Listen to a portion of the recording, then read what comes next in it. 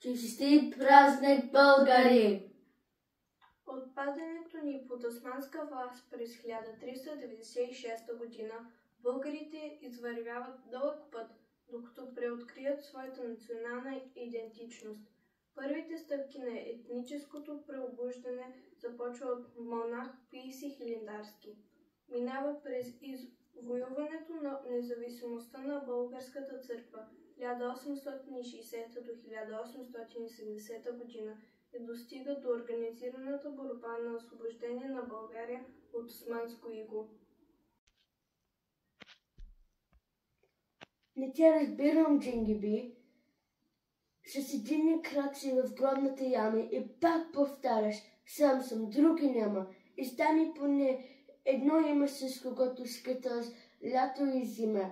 Какъв е той народ загубен, толкова от тебе, толкова възлюбен?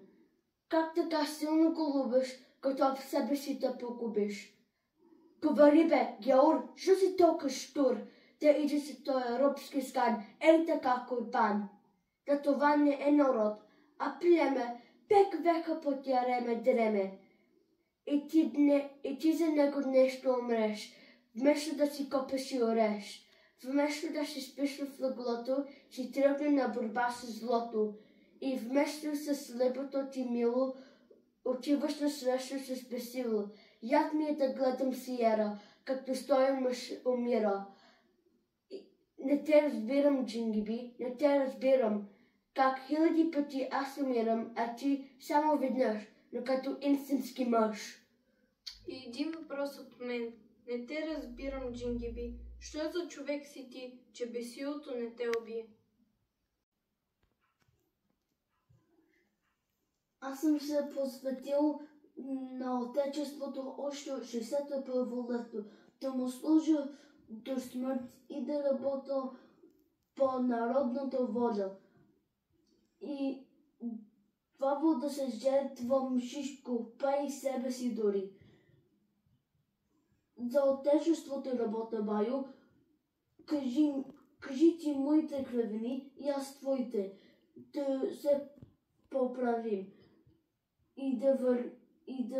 и всички да вървим на едно.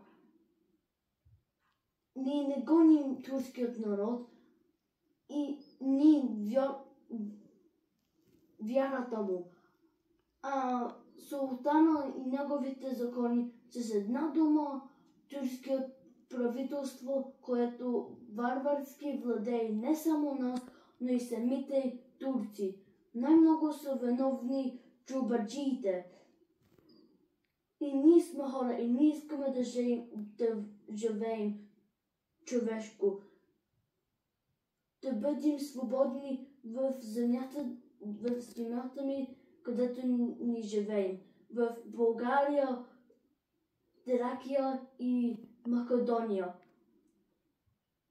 Аз съм се обещал на Отечеството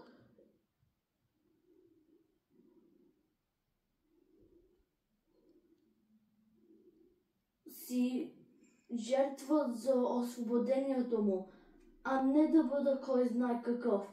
С моята кончина не свършва пътя,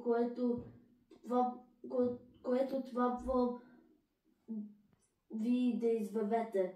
Оръжие и пак оръжие, дела трябва, а не думи.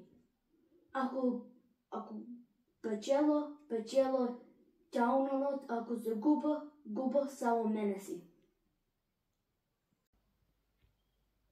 Освобождението на България от турско робство на 3 март 1878 година е в резултат на дългогодишната борба на българския народ за възстановяването на държавността.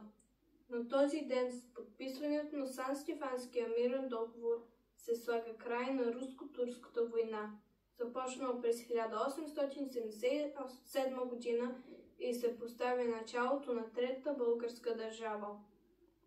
И днес još Балканът, що будя захваща, спомня този ден бурен, шуми и препраща.